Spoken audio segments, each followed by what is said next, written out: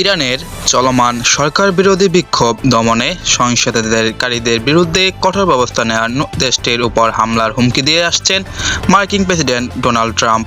তার এই বক্তব্যের ফলে ইরানের বিরুদ্ধে যুক্তরাষ্ট্রের সামরিক অভিযানের আশঙ্কা দেখা দিয়েছে। এই পরিস্থিতিতে ইরানের দুর্বল আকাশ প্রতিরক্ষা ব্যবস্থা আবারও আলোচনায় উঠে এসেছে। গত বছরের জুনে ইসরায়েল ও যুক্তরাষ্ট্রের সামনে ইরানের আকাশ প্রতিরক্ষা ব্যবস্থার দুর্বলতা স্পষ্ট হয়ে ওঠে।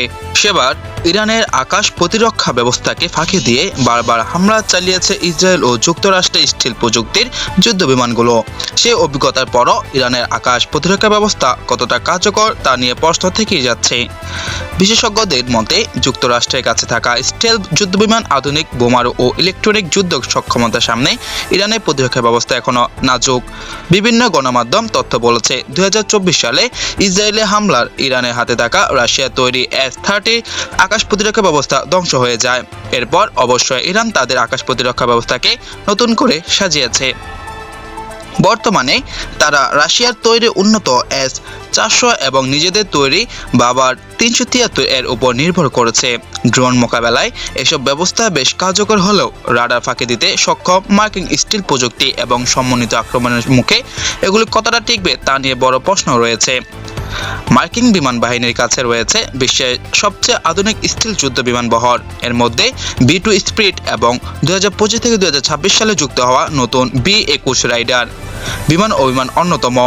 এগুলো শত্রু রাডারকে অকার্য করে অনেক গভীরে ঢুকে হামলা চালাতে পারে। সাথে আছে F-35 যুদ্ধ বিমান এবং উন্নত ইলেকট্রনিক যুদ্ধ কৌশল যা মিসাইল ছোড়ার আগেই শত্রু প্রতিরক্ষা ব্যবস্থাকে অন্ধ করে দিতে সক্ষম। গত যুদ্ধে S-300 আকাশ প্রতিরক্ষা ব্যবস্থা ধ্বংস হয়ে যাওয়ায় রাশিয়ার কাছ থেকে উন্নত সংস্করণে S-400 প্রতিরক্ষা ব্যবস্থা নেয় ইরান। S-400 এর রাডার 400 কিলোমিটার দূর থেকে স্টিল বিমান শনাক্ত করতে পারে।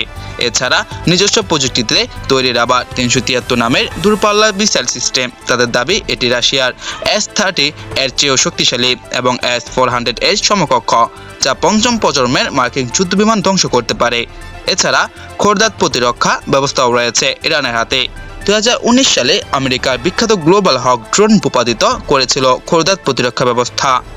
তাছাড়া ইরানে রয়েছে 9D সিস্টেম। এগুলো কম উচ্চতায় উড়ে আসা ক্রুজ মিসাইল এবং ড্রোন ঠেকাতে ব্যবহৃত হয়। তবে বিশেষজ্ঞদের মতে ইরানের প্রতিরক্ষা ব্যবস্থা সবচেয়ে বড় দুর্বলতা হলো তাদের বিভিন্ন সিস্টেমের মধ্যে সমন্বয়ের অভাব। রুশ প্রযুক্তির সাথে নিজেদের তৈরি প্রযুক্তির রাডার ও কমান্ড সেন্টারের সঠিক সংযোগ করানো বেশ কঠিন। এছাড়া মার্কিন ইলেকট্রনিক যুদ্ধের মাধ্যমে এই সিস্টেমগুলো সংযোগ বিচ্ছিন্ন করে দেওয়া সম্ভব। সময় বিশেষজ্ঞ বলেছেন ইরানের হাতে উন্নত প্রযুক্তির আকাশ প্রতিরক্ষা ব্যবস্থা থাকা সত্ত্বেও ইরানের পক্ষে যুক্তরাষ্ট্রের পূর্ণমাত্রার আক্রমণ ঠেকানো প্রায় অসম্ভব। 2024 সালের মার্কিন হামলা প্রমাণ করেছে যে নিখুঁত মিসাইল ও জ্যামিং কৌশলের মাধ্যমে ইরানের এই বিশাল নেটওয়ার্কিং ঘুরিয়ে দেওয়া সম্ভব। মার্কিন স্টিল বোমারু বিমানের বহর ইরানের প্রতিরক্ষা ব্যবস্থা খুব দ্রুতই অকার্যকর হওয়ার সম্ভাবনা রয়েছে। বিমানের বহরকে আটকানো ইরানের প্রতিরক্ষা ব্যবস্থার জন্য অসম্ভব বলেও মনে করছেন সমর বিশেষজ্ঞরা।